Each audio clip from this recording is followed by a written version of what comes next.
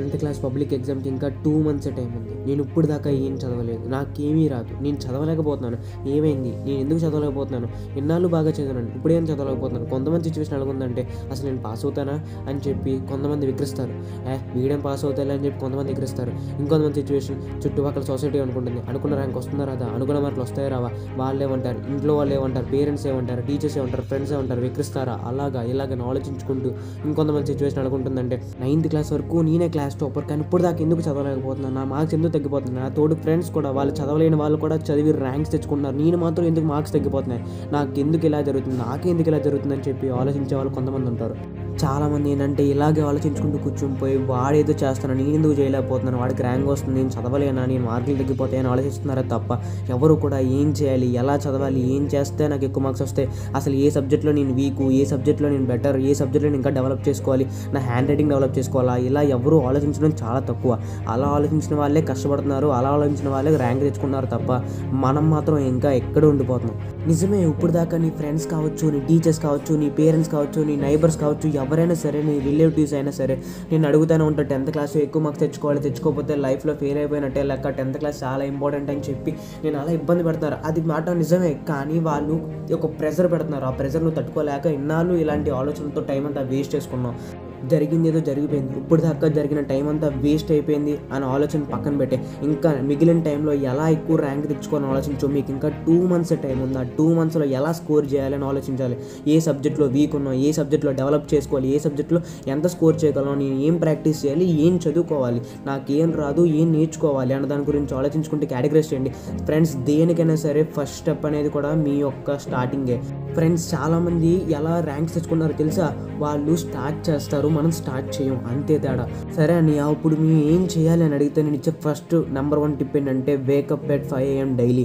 Friends, మనం ఒక గంట తొందరగా పడుకొని ఒక గంట తొందరగా లెగలేమా, మన వల్ల కాదా, పడుకోవడం ఏముంది, మళ్ళీ పడుకోవచ్చు, కానీ టైం అనేది మళ్ళీ వాల్యుబుల్, తిరిగి రాదు. కాబట్టి మార్నింగే 5 o'clock లెగడానికి ట్రై చేయండి, అది లెగాల్సిందే. Next, study weak subjects on mornings. Friends, ఇది మాత్రం సైంటిఫిక్గా ప్రూవ్ అయింది. నెక్స్ట్, ప్రతి పేరెంట్ కూడా తెలుసు, మనం పొద్దున్నే లేచి ఏ సబ్జెక్ట్లో వీక్ ఉన్నా ఆ సబ్జెక్ట్స్ అయితే మనకి నాలెడ్జ్ బాగా ఎక్కుంది. ఎగ్జాంపుల్ మ్యాథ్స్ లాంటి సబ్జెక్ట్స్ ప్రాక్టీస్ చేయండి. దాని తర్వాత థర్డ్ పాయింట్ వచ్చేసరికి అవాయిడ్ డిస్ట్రాక్షన్స్. ఫ్రెండ్స్, మనం డిస్ట్రాక్షన్స్ ఆపుకోలేము. ఒక మొబైల్ ఫోన్ చూడడం, టైం వేస్ట్ చేయడం ఆపలేమా? మనం ఏదైనా సాధించాలనుకుంటే ఇలాంటి డిస్ట్రాక్షన్స్ అన్నింటినీ ఆపేయాల్సి ఉంటుంది. 4th point, analyse model papers and practice model papers. Next, model papers and practice చేయండి, దిట్స్ వెరీ ఇంపార్టెంట్. దాని తర్వాత 5th పాయింట్ వచ్చేసరికి improve your hand writing. Friends, public ఎగ్జామ్లో మీ యొక్క హ్యాండ్ రైటింగ్ బట్టే మీరు సంవత్సరం అంతా కష్టపడి రాసిందంతా కూడా ఒక మీ హ్యాండ్ రైటింగ్ మీద డిపెండ్ ఉంటుంది. మీరు సంవత్సరం అంతా కష్టపడిందంతా కూడా మీ హ్యాండ్ రైటింగ్ బట్టే తెలుస్తుంది. కాబట్టి హ్యాండ్ రైటింగ్ని బాగా ఇంప్రూవ్ చేసుకోండి. దాని తర్వాత సెల్ఫ్ డిసిప్లిన్. ఫ్రెండ్స్, మీ అంతటా మీరు డిసిప్లిన్లో లేకపోతే మిమ్మల్ని ఎవ్వరూ డిసిప్లిన్లో ఉంచలేరు. కాబట్టి ఏదైనా మొదలు పెట్టాలి, సాధించాలనుకుంటే మీకు మీరుగా సెల్ఫ్ డిసిప్లిన్ పర్సన్గా ఉండాలి. మార్నింగ్ 5కి లెగాల్సిందే. ఈ రోజు చదవాల్సిందేనా, చదవాల్సిందే.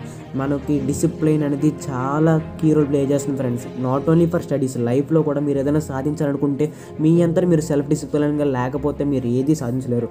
And last but not the least, don't lose confidence. Friends, మిమ్మల్ని మీరు నమ్మలేకపోతే, అంటే నేను ర్యాంక్ సాధించగలనా, నేను అనుకున్న మార్కులు సాధించగలనా అని మిమ్మల్ని మీరు నమ్మలేకపోతే మీరు అవతల వాళ్ళకి, అంటే మీ పేరెంట్స్ కావచ్చు, మీ ఫ్రెండ్స్ కావచ్చు, టీచర్స్ కావచ్చు, మీరు ఏమాత్రం నమ్మకం ఇవ్వగలరు చెప్పండి?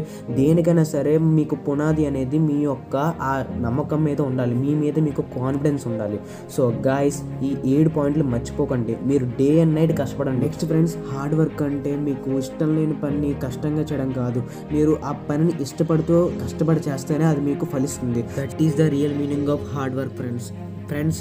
మనం ఏదైనా సాధించాలనుకునేటప్పుడు మనకి కొన్నిసార్లు అవి అర్థం కాకపోవచ్చు, మనకి రాకపోవచ్చు. అయినా సరే మనం ఏమాత్రం పట్టించుకోకుండా ఎటువంటి అడ్డంకులు వచ్చినా, ఆబ్స్టికల్స్ వచ్చినా వాటిని మనం దాటుకొని వెళ్ళాల్సి ఉంటుంది. నిజమే, ఆ టాపిక్స్ మనకి అర్థం కాకపోవచ్చు, కానీ మనం మళ్ళీ ఇంకొకసారి రిపీట్ చేయడమే.